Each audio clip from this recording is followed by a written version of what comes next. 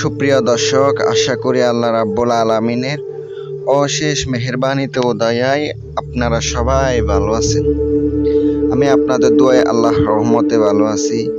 আজকে একটি শত্রুর কিছু পুরুষ মানুষ আছে, খারাপ পুরুষ মানুষ, এদের পুরুষত্ব একবার নষ্ট করে দেওয়ার একটি মারণ বিদ্যা নিয়ে হাজির হলাম।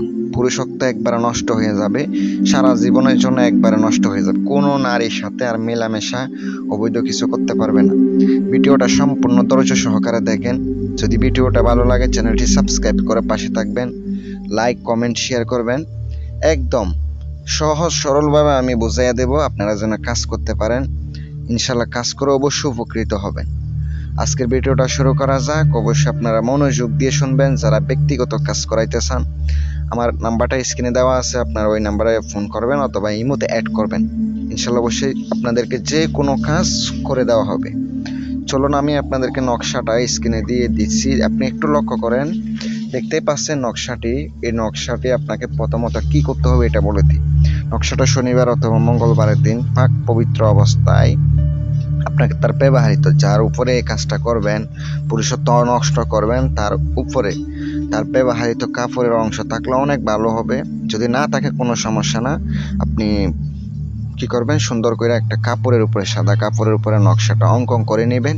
অঙ্কন করার পরে আপনাকে একটা বহেরা ফল বলা হয়, ওই বহেরা ফলের উপরে আপনাকে কি করতে হবে, সূরা কাউসার অবশ্যই উল্টাভাবে পড়তে হবে। সূরা কাউসার উল্টাভাবে পরে ফুঁক দিয়ে অবশ্যই অমুকের পুত্র অমুক তার নাম নিয়ে তারপর নকশাটা এখানে এই ফলের উপরে পেঁচাই নেবেন। এই ফলটা যদি আপনি অবশ্যই নকশার নিচে নাম লিখিত হবে, শত্রুর নাম, বাবার নাম, ওই পুরুষত্ব যার নষ্ট করবেন তার নাম এবং বাবার নাম লিখে দিতে হবে। দেওয়ার পরে আপনি এটা সুন্দর করে একটা পচা জাতীয়, দুর্গন্ধ জাতীয় এমন একটা জায়গার মধ্যে পুঁতে দিবেন। দেখবেন আস্তে আস্তে ওইটা পচতে থাকবো, ওই জিনিসটাই ওনার পচতে থাকবো। কিন্তু এটা খারাপ কাজে ব্যবহার করা যাবে না। আমার পক্ষ থেকে অনুমতি দিলাম। যারা দ্বারা কাজ করাইতে চান আমি কাজ করে দিতে পারবো।